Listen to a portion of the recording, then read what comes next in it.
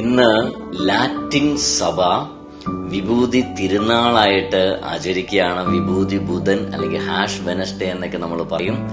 നോമ്പും പ്രാർത്ഥനയും പരിത്യാഗവും ഉപവാസവും ദാനധർമ്മത്തിലൂടെ നീണ്ടുപോകുന്ന 40 ദിവസത്തെ ഉപവാസ പ്രാർത്ഥനയാണ് ഈ നോമ്പ് നാളിലൂടെ ലാറ്റിൻ സഭയിലുള്ള വിശ്വാസികൾ കടന്നു പോകുന്നത്. ആദ്യമേ തന്നെ വിഭൂതി ബുധന്റെ ആഷ് വെനസ്ഡേയുടെ എല്ലാ പ്രാർത്ഥനകളും ആശംസകളും നിങ്ങളെല്ലാവരും അറിയിക്കുകയാണ്.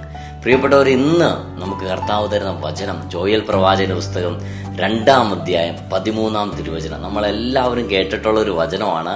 നിങ്ങളുടെ ഹൃദയമല്ല വസ്ത്രമാണ് കീറേണ്ടത്, നിങ്ങളുടെ കർത്താവിങ്കലേക്ക് മടങ്ങി വരുവിൻ. പ്രിയപ്പെട്ടവരെ, വചനം പറയുന്ന 2 കാര്യങ്ങളാണ്. ഹൃദയമല്ല വസ്ത്രമാണ് കീറേണ്ടത്. എന്തിനാണ് ഹൃദയവും വസ്ത്രവും ഇവിടെ കർത്താവ് പറഞ്ഞിരിക്കുന്നത്? ഇത് 2 കാര്യങ്ങളാണ്. വളരെ ശ്രദ്ധയോടെ കേൾക്കണം.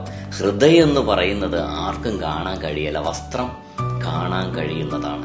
അതായത് കാണാൻ കഴിയുന്ന വസ്ത്രം കീറിയാണ് ഇന്ന് പലരും ഉപവസിക്കുന്നത്, നോമ്പെടുക്കുന്നത്. ഉപവാസം എടുത്തെന്ന് നമ്മൾ ഒരു 5-6 പേരോടെങ്കിലും പറയാതെ നമുക്കൊരു സമാധാനം ഉണ്ടാവില്ല. ശരിയാണോ? എങ്കിലൊന്ന് കമന്റ് ചെയ്യണേ.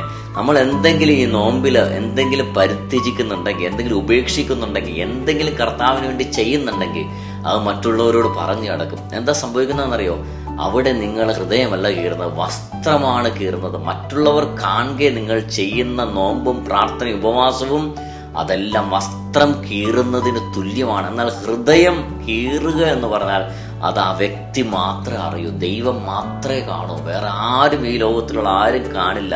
അതായത് ഈ നോമ്പ് കാലത്തിൽ ആരും അറിയാതെ നിന്റെ ദൈവം മാത്രം അറിയുന്ന, ദൈവത്തിന് മാത്രം കാണാൻ പറ്റുന്ന കാര്യം നീ കർത്താവിന് വേണ്ടി ഈ നോമ്പ് കാലത്ത് ചെയ്യാൻ തയ്യാറായാൽ നിന്റെ കുടുംബത്തിൽ കർത്താവ് ഇറങ്ങി വരും, നിന്റെ ജീവിതത്തിലേക്ക് കർത്താവ് കടന്നു വരും, നിന്റെ ആവശ്യങ്ങളുടെ മേൽ ദൈവം ഇടപെടും.